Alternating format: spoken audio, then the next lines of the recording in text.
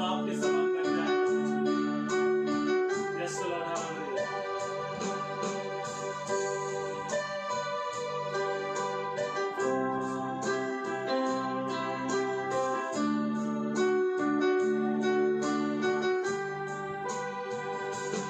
ऐसा साथ कहाँ मिलेगा यस लॉर्ड। तेरे सिवा।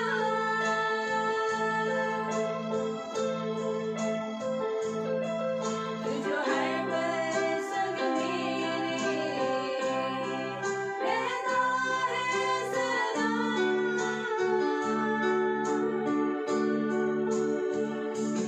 ऐसा प्यार कहाँ मिलेगा तेरे बिना।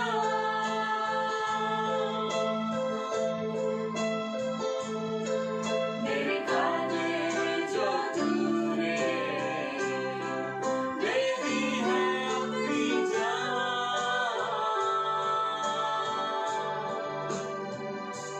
मुझको छू ले मेरे प्रभु कि मैं बन जाऊं तेरे समान। मुझको छू ले मेरे प्रभु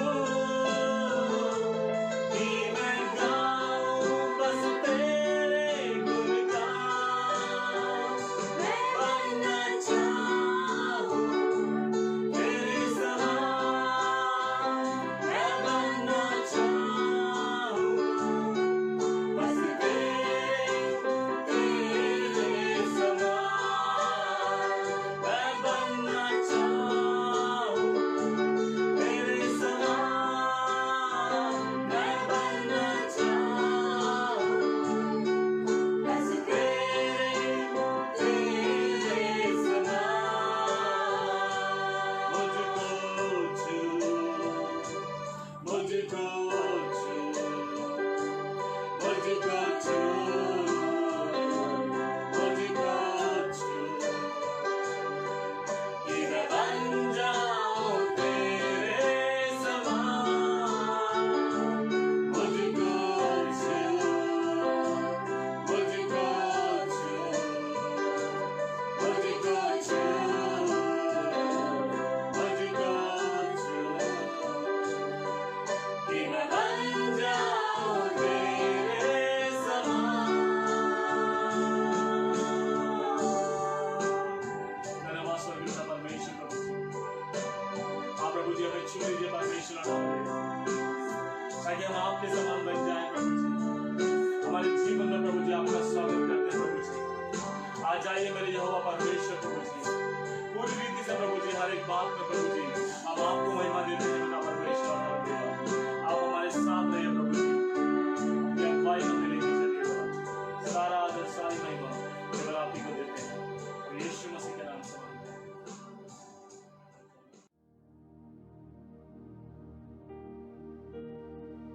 God is good. परमेश्वर भला है, He is good all the time. वो हमेशा भला है। He is our Father. वो ये हमारा पिता है, He loves us वो हमसे प्रेम करता and है, He cares for us. वो हमारी चिंता करता है And His loving kindness shall never depart from us. और उसका प्रेम जो है हमसे कभी दूर नहीं हटेगा। He is so good to us. वो हमारे लिए बहुत ही भला है At the same time, He expects something from us. और उसी समय वो भी हमसे कुछ चाहता है। He wants us to bear fruit, वो चाहता है कि हम फलदायक हों to reveal His nature. और उसके स्वभाव को हमारे जीवन से दिखाएं। And God looks at us as a vineyard. परमेश्वर हमें एक दाग की बारी के समान देखता है। In the Bible, there are two places it is written about vineyards. और यदि बाइबल में देखें तो दाग की बारी के बारे में दो जगह लिखा गया है। One is in Isaiah chapter 5, एक तो यशाया उसके 5वें अध्याय में, and it says that I planted the vineyard, उसमें ऐसा लिखा है कि मैंने अपने दाग की बारी को लगाया, I looked after it, मैंने उसकी देखभाल की I protected it. और उसको मैंने सुरक्षा दी। When the time came, I went to take good grapes from it. और जब समय आया जब मैं उसमें दाखलता को देने गया, but I had seen that it's produced wild grapes. परंतु मैंने वहां पे देखा कि वहां पे जंगली दाख लगे हैं। This is written in Isaiah chapter 5. और ये जो है यशाया उसके 5वें अध्याय में लिखा गया In the है। Old Testament, it was written about the children of Israel. पुराने नियम में इजराइलियों के बारे में यहाँ पे लिखा गया है। And in another place that we read in John chapter 15. और दूसरी बार ये यूहन्ना उसके 15वें अध्याय में लिखा गया है। In John chapter 15, यूहन्ना उसके 15वें अध्याय में, as I told you, chapter 14, 15, 16, Jesus told some important matters to his disciples. मैंने जैसे पहले बताया कि 14वें, 15वें और 16वें अध्याय में प्रभु यीशु मसीह ने अपने चेलों को बहुत ही महत्वपूर्ण बातें इसमें से सिखाई। This is another subject Jesus was sharing with his disciples. और ये और एक विषय है जो यीशु मसीह अपने चेलों को बता रहा था। And the same thing he is telling to each one of us. और साथ ही साथ वो हमसे भी बातें बता रहा है। And he says in chapter 15, और 15वें अध्याय में वो बताता है, Jesus says that I am the true vine. यीशु मसीह कहता है कि मैं सच्ची दाखलता हूँ You are the branches. और तुम मेरी डालियां हो। My Father is the gardener. और मेरा जो पिता है वो किसान है। Then he says that here the Father looks for grapes in his vineyard. और यहाँ पे ऐसा लिखा है कि जो पिता है वो फल को देखता है। Yes, he wanted to see fruit in our life. और पिता जो है हम हमारे जीवन में फल को देखना चाहता है। And here Jesus says how to bear fruit. और यहाँ पे यीशु मसीह ने बताया कि हम कैसे फल ला सकते हैं, How we can bear more fruit. कैसे हम अधिक फल लेके आ सकते हैं, And also how we can bear much fruit. कैसे हम और ज्यादा फल लेके आ सकते हैं। That's what I want to bring it out. और यही चीजों को मैं आपके सामने लाना चाहता हूँ। Because we are all God's children. हम सब परमेश्वर की संतान हैं। God wants each one of us to bear fruit. परमेश्वर चाहता है कि हम सब जो हैं फल लेके आए। Some bring, yes, we all bear fruit. हम सब जो हैं फल लेके आते हैं। Some bear more fruit, कुछ अधिक फल लेके आते हैं and some bear much fruit. और कुछ जो हैं ज्यादा फल लेके आते हैं। Okay, what is this fruit he is talking about? और ये कौन सा फल है जिसके बारे में वो बता रहा है? Last week we had seen about Holy Spirit. हमने पिछले हफ्ते पवित्र आत्मा के बारे में देखा। Holy Spirit helps us to bear fruit. पवित्र आत्मा हमारी मदद करता है कि हम फल लेके आ सकें।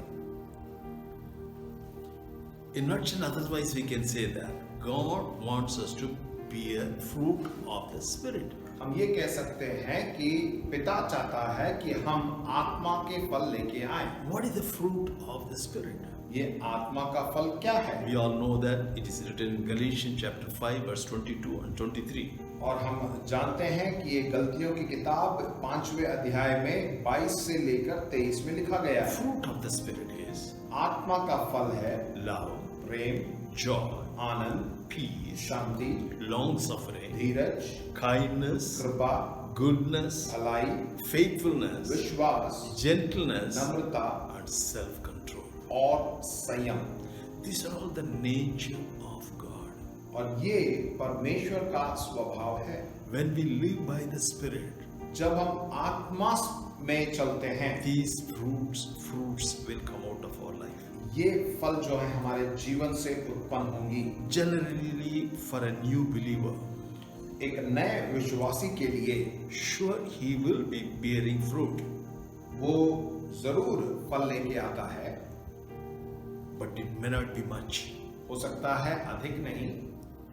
For that, Jesus is telling in verse 2, इसीलिए प्रभु यीशु मसीह दूसरे वचन में यूं कहता है, every branch in me that beareth not fruit, he takes away. जो डाली मुझ में है और नहीं फलती उसे वह काट डालता है। That branch does not bear fruit, he takes away. उसमें ऐसा लिखा है कि जो फल नहीं लाती है उसे काट डालता है। Many a times when we look at these words, we are a little bit disturbed. बहुत सी बार जब हम इन वचनों को देखते हैं तो बड़े परेशान हो जाते हैं। That means if I just don't bear fruit, the Father will cut me off. हम सोचते हैं कि यदि हम फल ना लाएं तो पिता मुझे काट डालता है। But that is not the meaning. परंतु इसका अर्थ ये नहीं है। In the original script, the meaning of takeaway is, यदि हम उसको ध्यान से इसका अर्थ अगर हम पवित्र शास्त्र में देखें, काट डालने का मतलब ये है it is lifting up. कि आपको उठाना। If you have the old Bible, you can read it in the footnote also.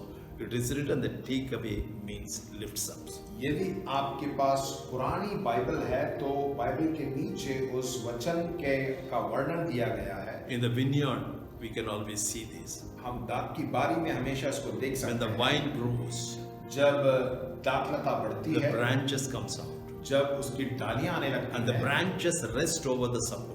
और डालियां हमेशा ऊपर किसी चीज के ऊपर लटकी रहती है। If the branch is fallen on the ground, परंतु अगर वो डाली नीचे लटक जाती है and because of the insects, और वो नीचे गिरने के बाद कीड़ों के द्वारा because of the dirty, और वहाँ जो गंदगी है because of the mud, और उस मिट्टी के द्वारा that branch will not be able to bear fruit. वो डाली जो है फल नहीं ला पाती। So those branches will be lifted up. उन डालियों को जो है ऊपर उठाया जाना They चाहिए। will be put on a support.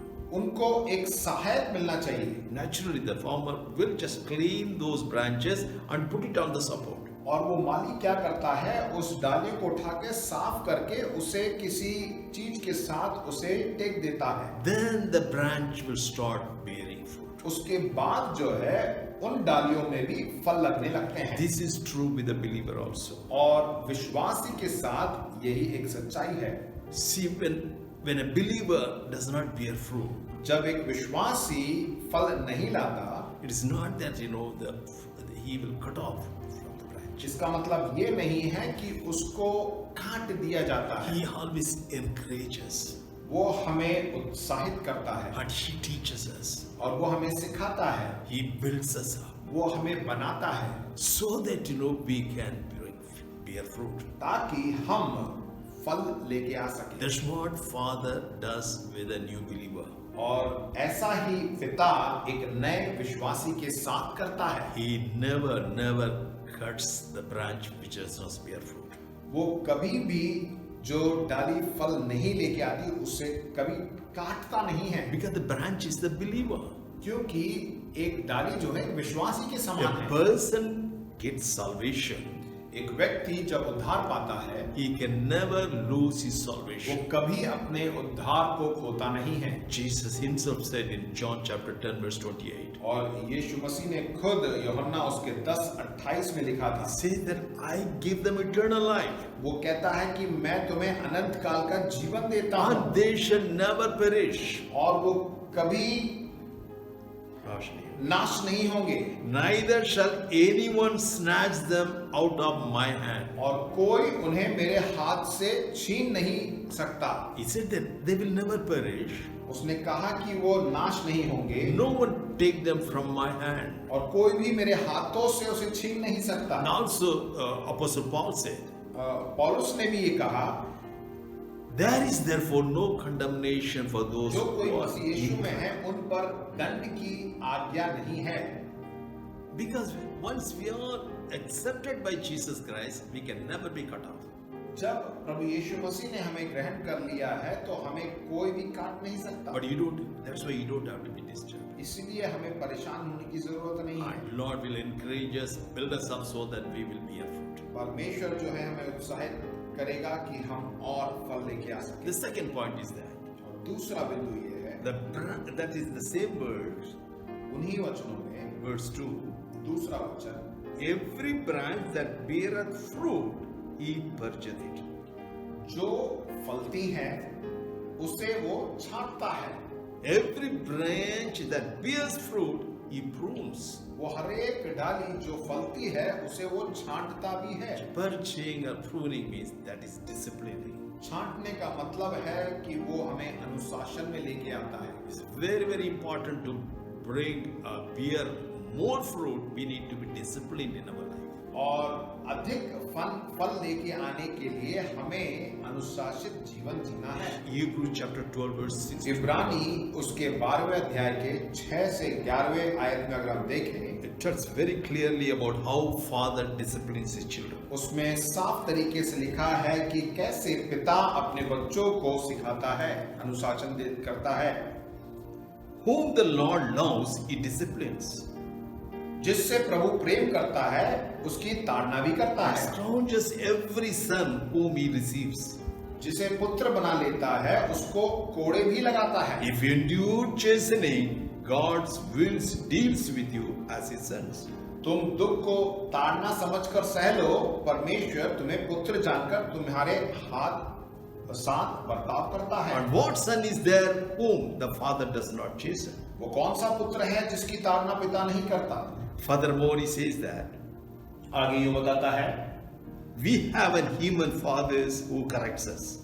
हमारे शारीरिक पिता हैं जो हमारी ताड़ना किया करते हैं। Whenever we go do wrong or do something does not please our fathers, they always corrects us, disciplines us.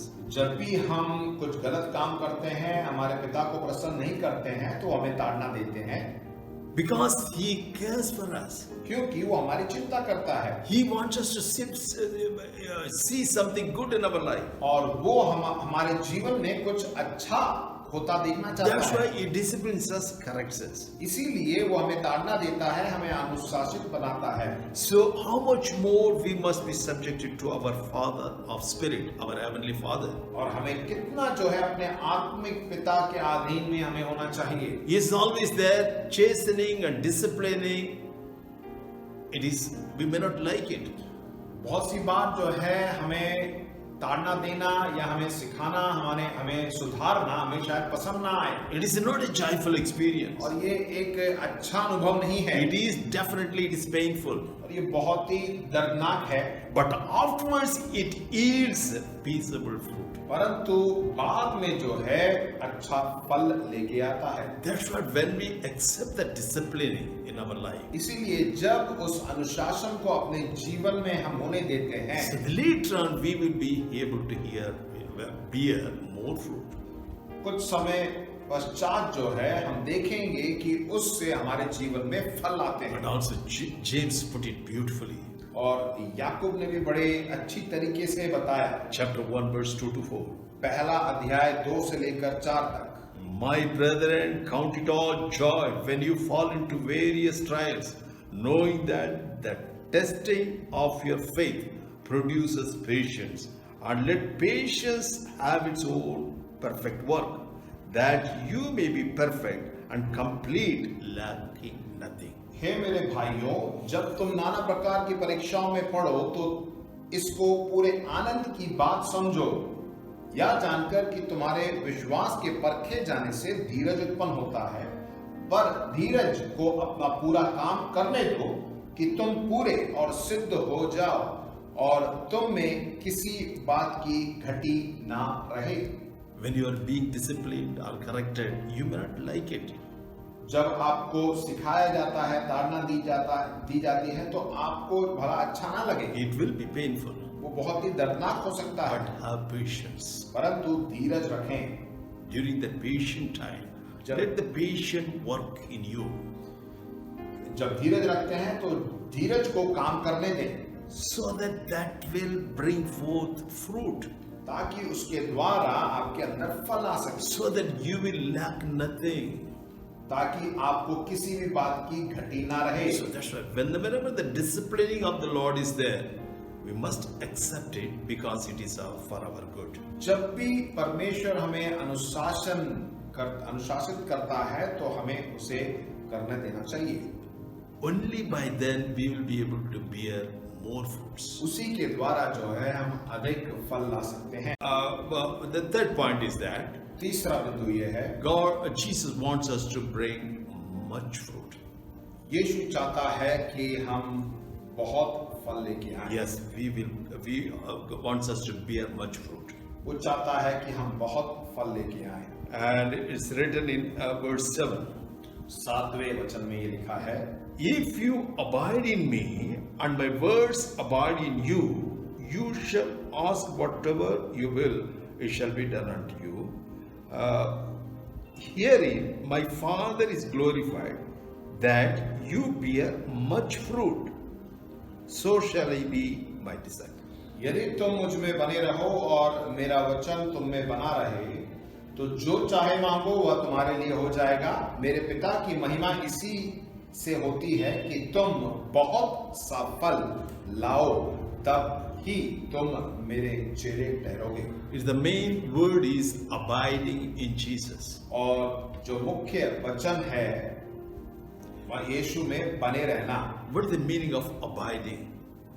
बने रहने का मतलब क्या है? Always being connected to Him, हमेशा उसके साथ जुड़े रहना, always trusting Him, हमेशा उस पर भरोसा रखना and obeying Him, और आज्ञा का पालन करना, so that you can show that yes, I love Him. जिससे आप दिखा सकते हैं कि हाँ, मैं उससे प्रेम करता Yes, हूँ। if we say I love Jesus, यदि आप कहते हैं यीशु से मैं प्रेम करता we हूँ, need to obey Him. हमें उसको आज्ञा का पालन करना है, So that trusting Him उस पर भरोसा करना, and always obeying to His commandments. हमेशा उसके आज्ञाओं का पालन करना। Whatever He says, we must be willing to do straight away. जो कुछ वो कहता है उसको हमें तुरंत करना है। See, when we just carry on doing it, whatever He says, जब वो सब काम जो वो कहता है उसे हम करते रहते हैं, definitely we will bear much fruit. और हम जो है एक दिन बहुत फल लेके आएंगे। When we bear fruit, जब हम फल लेके आते हैं, at the same time we must know that it's nothing of ourselves we bear fruit. हम अपने आप से फल नहीं ला सकते। We are nothing to be boasted of. हम अपने आप को ज्यादा ऊंचा उठा नहीं सकते, Because we bear fruit because we are connected to the vine. हम इसलिए फल लाते हैं क्योंकि हम उसके साथ जुड़े हैं। Because it is the vine that bear fruit. वो दाग की बारी है जिसमें फल आता है, We are only the branches और हम तो सिर्फ डालियां हैं। carrying the fruit. हम सिर्फ फलों को लेके आते हैं, That's what God wants us to see. और यहीं पे परमेश्वर हमसे देखना चाहता है।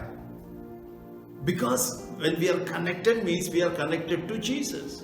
हम जब बने रहने का मतलब है, जुड़े रहने का मतलब है कि यीशु के साथ हम जुड़े हैं, It is Jesus who is bearing fruit. और यीशु है जो फल लेके आता है। That's why Jesus said that without me you can do nothing. इसीलिए यीशु ने कहा कि मेरे बिना तुम कुछ नहीं कर सकते, Main point is that we are connected with Him. और हमें जो है उसके साथ बने रहना है, And we are willing to be disciplined by Him. और हमें एकदम तैयार रहना है कि वो हमें जब सिखाता है तो सीख ले। And we are just willing to just obey whatever He says. हम तैयार रहें कि जो कुछ वो बोलता है उसका आज्ञा का पालन So करें। we do not have nothing in us so that we can be proud of. हमारे पास ऐसा कुछ नहीं है जिसका हम घमंड कर सकें, Because the branch which is connected to the vine, and definitely it will bring forth fruit.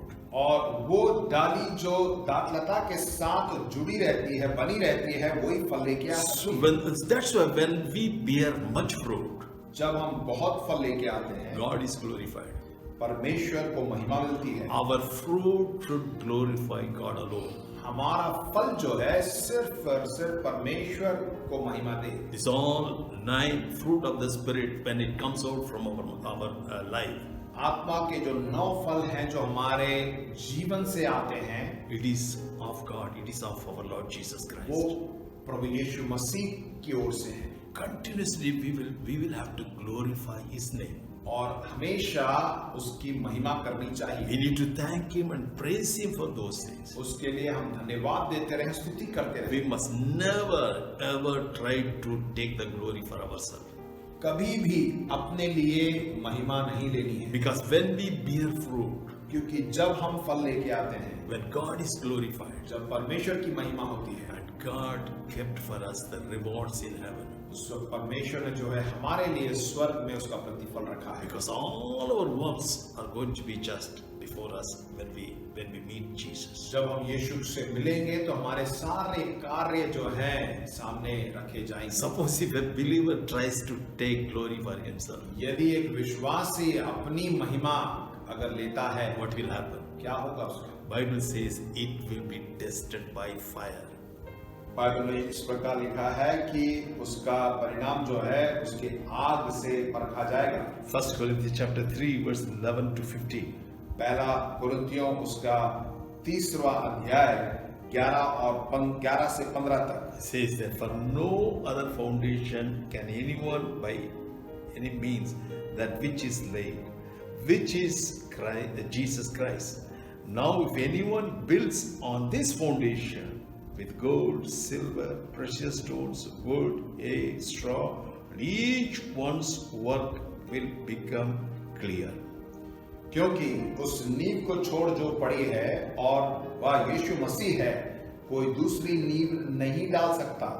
यदि कोई इस नींव पर सोना या चांदी या बहुमूल्य पत्थर या काठ या घास या फूस का रद्दा रखे तो हरेक का काम प्रकट हो जाएगा, क्योंकि वह उस दिन से बताएगा, इसलिए कि आग के साथ प्रकट होगा और वह आग हरेक का काम परखेगी कि कैसा है। Yes, they will declare it because it will be revealed by fire. क्योंकि आग के द्वारा वो परखा जाएगा। The fire will test each one's work. वो आग ही जो है सबके काम को परखेगा। If anyone's work which he has built on it endures, then he will receive the reward. जिसका काम उस पर बना हुआ स्थिर रहेगा वह मजदूरी पाएगा। That means when we bear fruit, when we give all glory to God, जब हम फल लेके आते हैं और उसके द्वारा परमेश्वर की महिमा करते that's the हैं, meaning of enduring, और उसका मतलब है बने रहना, and we will get the reward. और हमें प्रतिफल मिलेगा। Supposing if we have taken the glory for ourselves. यदि हमने उस महिमा को अपने लिए ले लिया तो That's why the following verse, the sentence says that if anyone's work is burned and he will suffer loss, but he himself will be saved. यदि किसी का काम जल जाएगा तो वह हानि उठाएगा, पर वह आप बच जाएगा, परंतु जलते जलते। He speaks about the believer. वो विश्वासियों के बारे में ही वो बता Believer, रहा है। a believer could bear much fruit. एक विश्वासी बहुत फल लेके आता है Somehow he tried to take glory for himself. और वो सारी महिमा अपने आप के लिए ले लेता है। Maybe that he may be telling that it's I did it because of me, because of that, this, I did this. If he shows and try to take the glory for himself, यदि वो कहता है कि जो कुछ किया है मैंने किया है, मेरे द्वारा हुआ है, और सारी महिमा अपने आप ही ले लेता है, Bible says so things will be burnt. और उसकी बाइबल में लिखा है कि सारे काम जल जाएंगे But he will suffer loss. और वो हानि उठाएगा। That means he will not get the reward. इसका मतलब यह है कि उसे प्रतिफल नहीं मिलेगा, But he himself shall be saved. परंतु वो आप बच जाएगा, Because he is a saved person. क्योंकि वो उद्धार पाया हुआ He's a child of, विश्वासी है, he's a परमेश्वर child का संतान है। Yes, we are all just not only that we are just looking for rewards from God. हम परमेश्वर की ओर से प्रतिफल को देखते हैं। So that's what our Christian life is. ऐसा ही हमारा मसीह जीवन है। When our life is full of fruit of the Spirit, जब हमारा जीवन जो है पूरा आत्मा के फल से भर जाता है, God's character is revealed through us. परमेश्वर का चरित्र जो है हमारे द्वारा दिखेगा, So we will be attracted by the people. जिसके द्वारा लोग आकर्षित होंगे, So we can bring them also into heaven. ताकि हम जो है उनको स्वर्ग में ले जाएं। So that's why it's not that just bearing fruit. सिर्फ फल लाना ही नहीं, We must always try to bring more fruit. हमें जो है अधिक फल लेके आना है, Not only that, we will always work for bearing much fruit.